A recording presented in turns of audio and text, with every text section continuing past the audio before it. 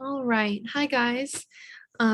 So this is your second video of the Sensation and Perception series, your unit for Sensation and Perception. We will be talking about hearing today because it's a little bit of a shorter lesson.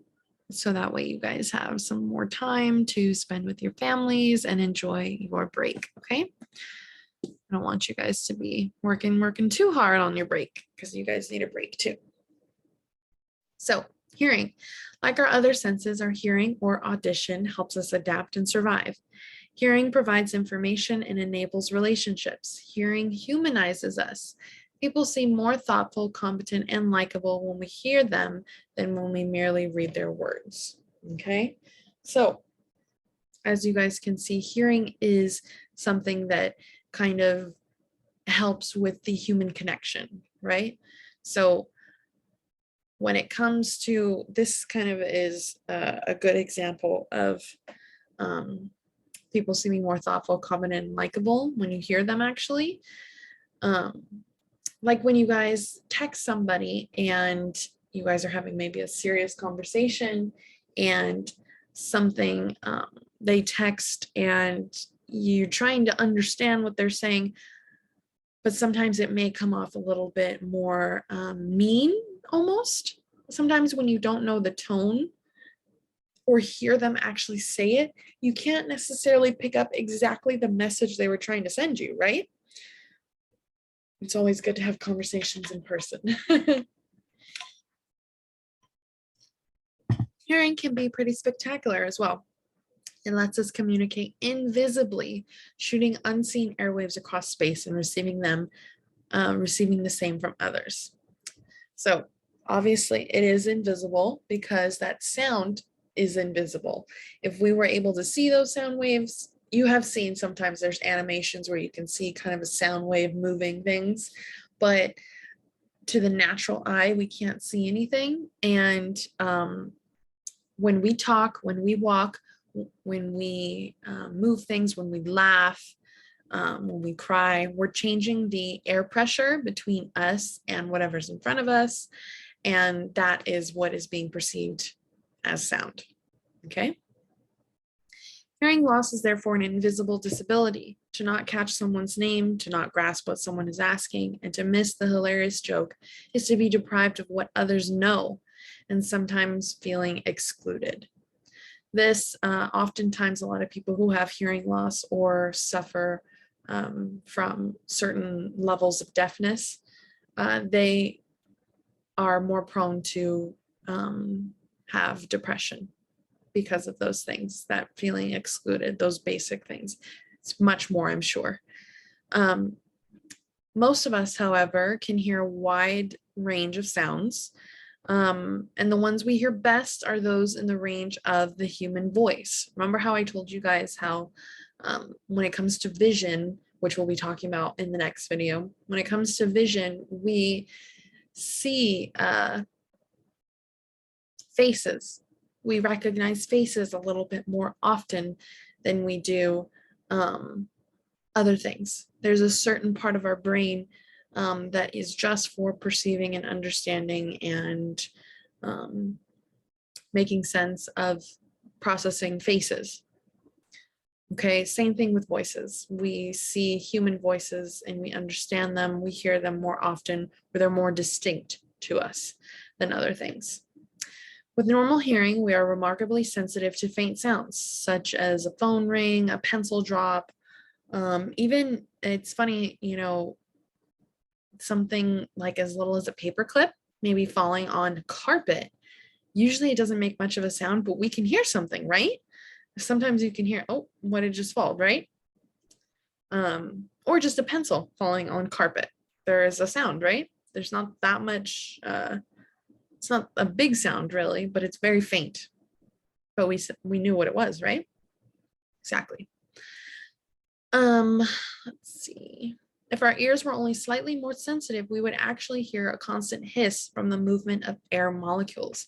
So obviously air molecules are moving, and that's how we are hearing sound. There's a pressure change as I'm speaking right now in front of my face, and if our ears were a little bit more sensitive, we would hear a constant hissing from those air molecules moving around. Isn't that crazy? So our hearing is pretty advanced.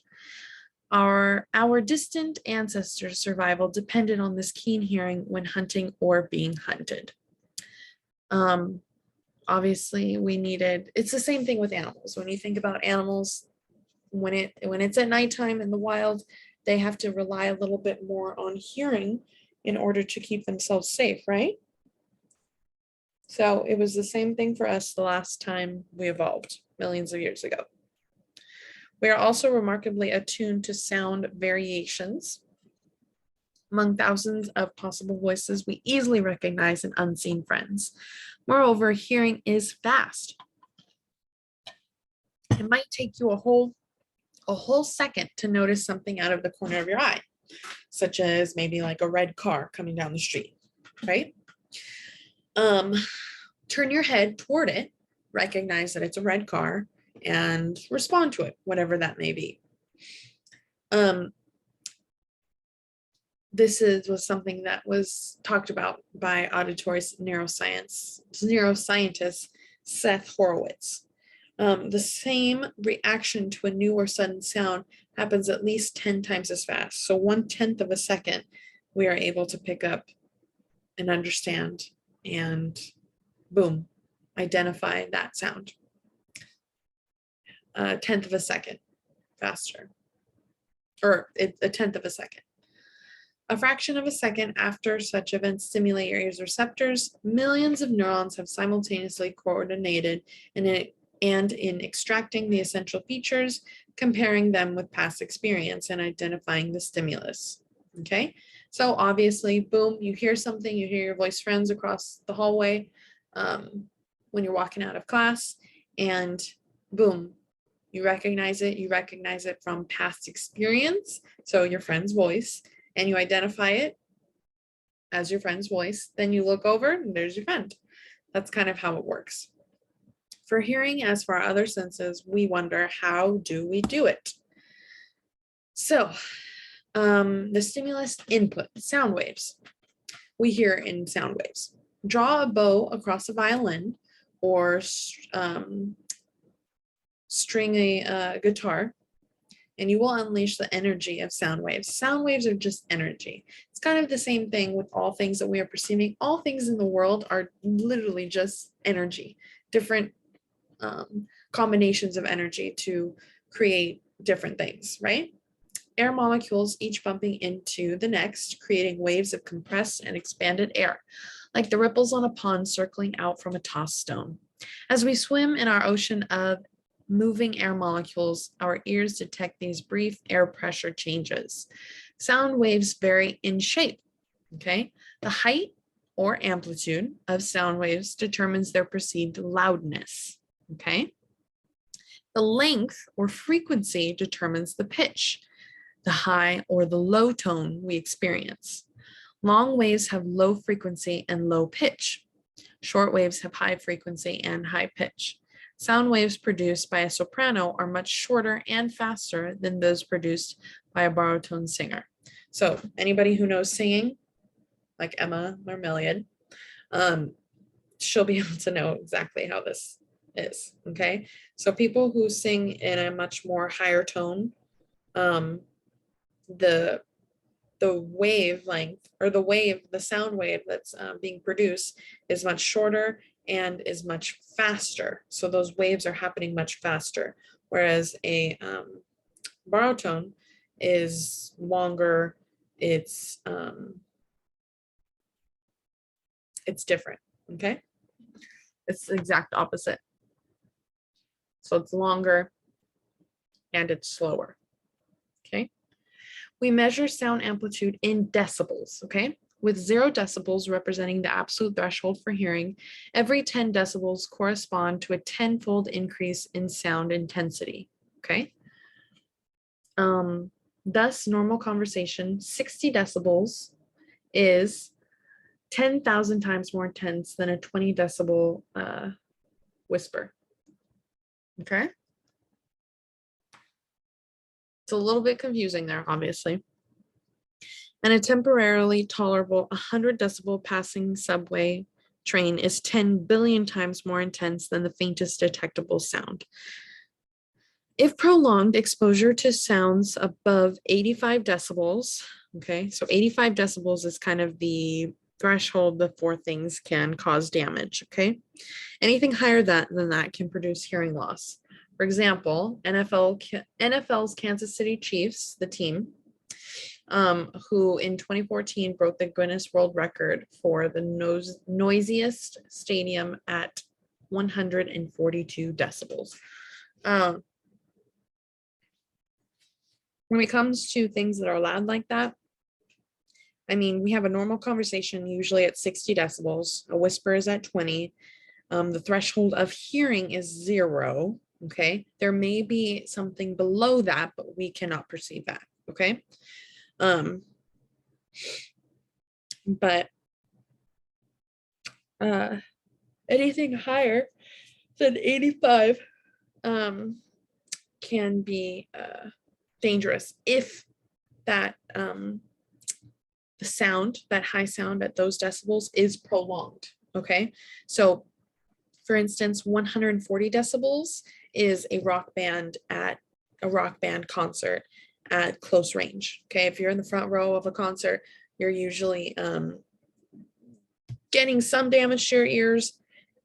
It may not even be noticeable because it's not super, super prolonged. It's a couple hours. You will have some type of hearing damage, possibly kinds that are reversible, but I'm sure some of you guys have been to a concert or a football game, baseball game, basketball game where your ears are ringing after. Okay, so that is some indication of some hearing damage. Okay, so back to those wavelengths. Short wavelength or high frequency is high pitched sounds. Okay, so short wavelength. When they say short wavelength, they're talking about one whole wave. Oops. One whole wave right here. Okay. That full right here up, and then it goes down, and then it goes up again. That's a short wavelength because this is shorter, obviously, than this, right? So that's a shorter wavelength, higher pitch sounds. A long wavelength, low frequency, is low pitch sounds. This wave is much, much more like kind of calm, almost, if you think about it in terms of actual waves, ocean waves. It is much slower. The wave is being produced at a much slower rate, right? It's very long. So short, long. You guys got that, I'm sure. Amplitude, that is the height of those waves. So a higher height of that wave is a higher amplitude, therefore louder sounds. Small amplitude is a much softer sound. So if it were smaller like this, much more small, like up and down very lightly, that is a soft sound, okay? Like a whisper or song at very low volume. So how does vibrating air trigger nerve impulses that your brain can decode as sounds? The process begins when sound waves strike your eardrum, causing this tight membrane to vibrate. Okay. In your middle ear, a piston, this is made of 3 tiny bones. These are actually the 3 smallest bones in your body. The hammer, anvil, and stirrup make up the piston. These pick up the vibrations and transmits them to the cochlea, a snail-shaped tube in your inner ear. Okay, I'm sure you guys have seen that in biology class or anatomy class. The incoming vibrations then cause the cochlea's membrane-covered opening, it's called the oval window, to vibrate. There's liquid in this, or fluid, so jostling the fluid inside the cochlea. This motion causes ripples in the basilar membrane, bending the hair cells lining its surface, rather like wheat stalks bending in the wind. Okay. The hair cells that are inside the basilar membrane, their movements excuse me, in turn trigger impulses in adjacent nerve cells whose axons converge to form the auditory nerve. The auditory nerve carries the neural messages to your thalamus. Remember what your thalamus is, guys? Remember how we talked about it? Kind of like an airport, right? And then onto the auditory cortex in your brain's temporal lobes. Okay? From vibrating air to tiny moving bones to fluid waves to electrical impulses to the brain. That's kind of the pathway. Okay. Perhaps the most intriguing part of the hearing process is the hair cells, right? Quivering bundles that let us hear thanks to their extreme sensitivity and extreme speed. A cochlea has 16,000 hair cells, which sound like a lot until we compare that with the eye's 130 million or so photoreceptors. Damage to the cochlea is hair cell receptors damage to the cochlea's hair cell receptors or the auditory nerve can cause sensory neural hearing loss. With auditory nerve damage, people may hear sound but have trouble discerning what someone is saying. Okay, so obviously, once those things are being processed, so after it passes that middle ear and passes those hair cells, it cannot necessarily pass to the auditory nerve. And if the nerve has damage, then that message is obviously being messed up a bit. So whoever is hearing it may not be able to make sense of that message. Okay. Occasionally, disease damages hair cell receptors, but more often the culprits are biological changes linked with heredity and aging, and prolonged exposure to ear-splitting noise or music. So, like I said, if you do go to a concert, be very, very careful. If you go to a lot of concerts, be very, very careful, okay? I mean, unless you don't care, then that's on you. But a sensory neural hearing loss is more common than conduction hearing loss, which is caused by damage to the mechanical system, the eardrum and middle ear bones that conduct sound waves to the cochlea.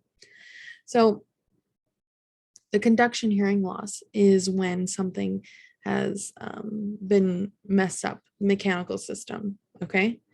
But the sensory neural hearing loss is kind of an auditory nerve damage or those hair cell receptors, okay? Because it's picking up that message, kind of programming it, processing it as it goes up, and it creates more of a chemical electrical impulse to the brain that the brain will pick up and make sense of and then give a response, right? So a little bit of a visual.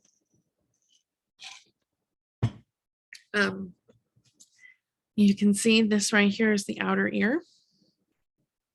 Your eardrum is right there. Remember that that is where the there is a membrane right there. Okay, inside is fluid. Then you see there's some bones in the middle ear. Well, you can see this a little bit more closer right here. So your eardrum, the hammer, anvil, and stirrup, okay, they vibrate. They touch the oval window, which is on the cochlea, okay, and that is a membrane. Also, there's a membrane here, like I said. You can't necessarily get in here without having surgery. And then the fluid is going around, it's hitting those hair receptors and picking up that message to the auditory nerve, okay? And there's little connections right there. Those nerve fibers are connecting to that auditory nerve, and it's connecting to the basilar membrane, okay? And the cochlea.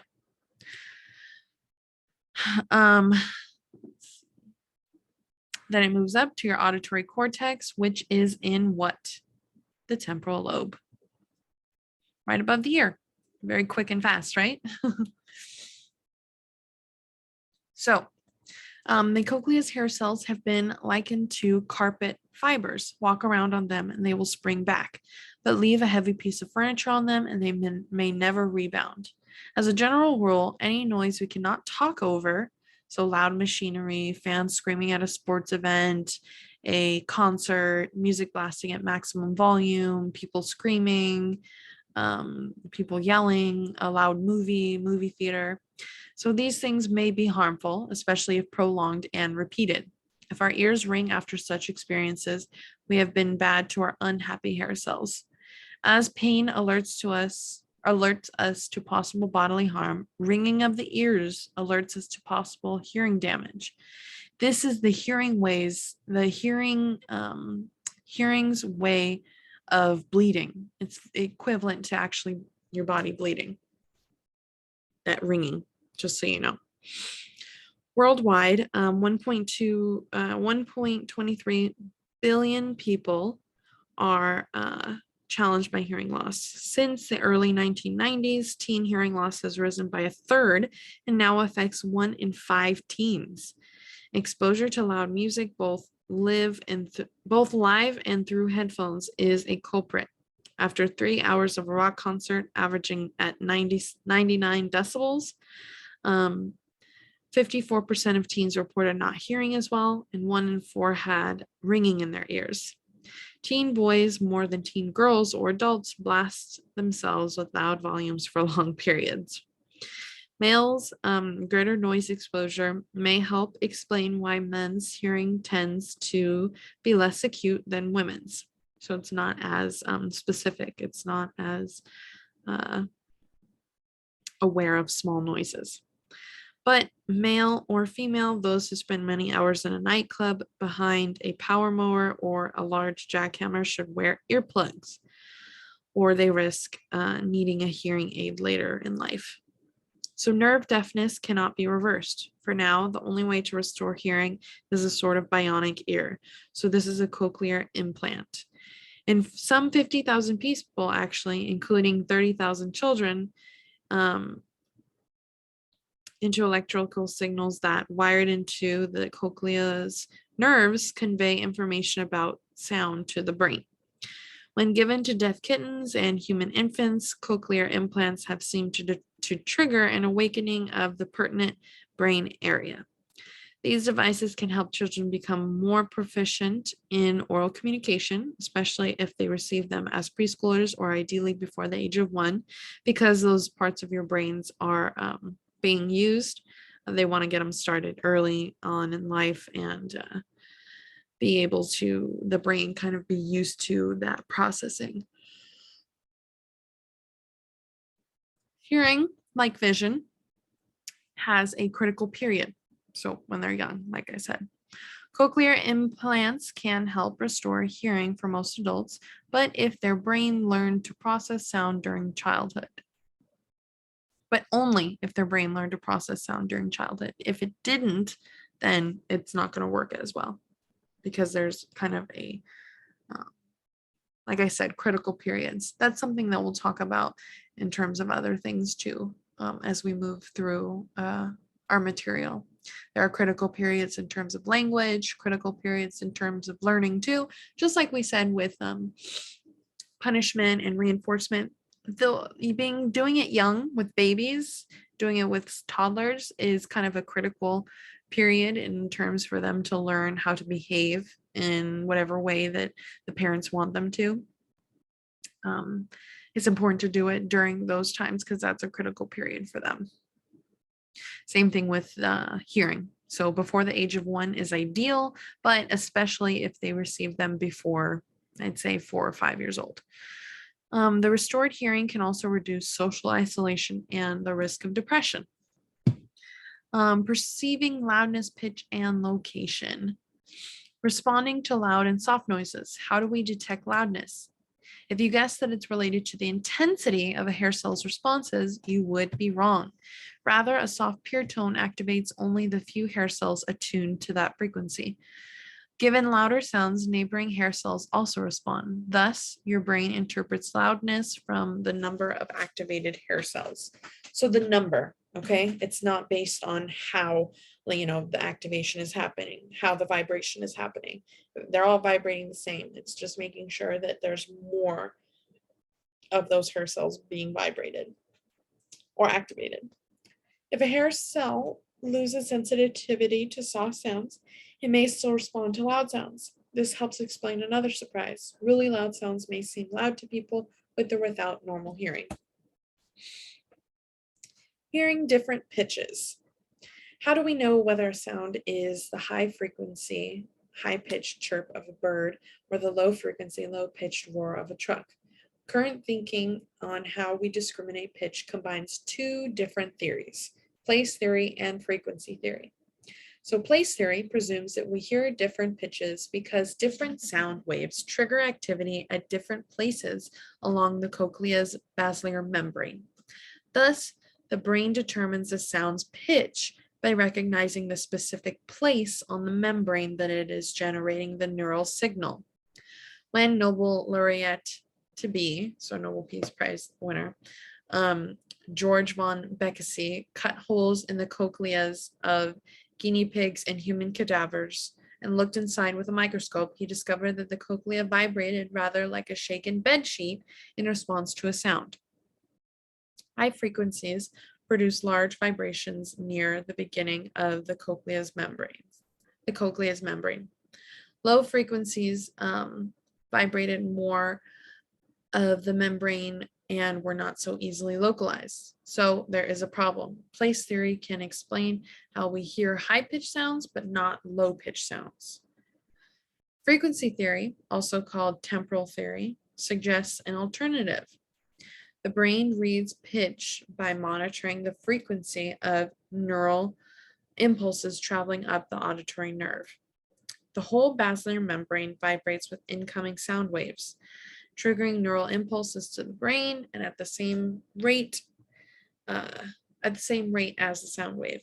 If the sound wave has a frequency of 100 waves per second, the 100 pulses per second travel up the auditory nerve. But frequency theory also has a problem. An individual neuron cannot fire faster than 1,000 times per second. Okay, how then can we send sounds with frequencies above 1,000 waves per second? Enter the volley principle. Like soldiers who alternate firing so that some can shoot while others reload, neural cells can alternate firing. By firing in rapid succession, they can achieve a combined frequency of above 1,000 waves per second. Okay. So locating sounds. Thanks to the placement of our two ears, that's a typo. Thanks to the placement of our two ears instead of other places on our head, our face, or whatever, we enjoy stereophonic or three-dimensional hearing. So we can kind of tell where the sound is coming from due to the fact that our ears are on both sides of our head. Two ears are better than one for at least two reasons. If a car honks, if a car to your right honks, your right ear will receive a more intense sound and it will receive the sound slightly sooner than your left ear. Because sound travels at 761 miles per hour in human ears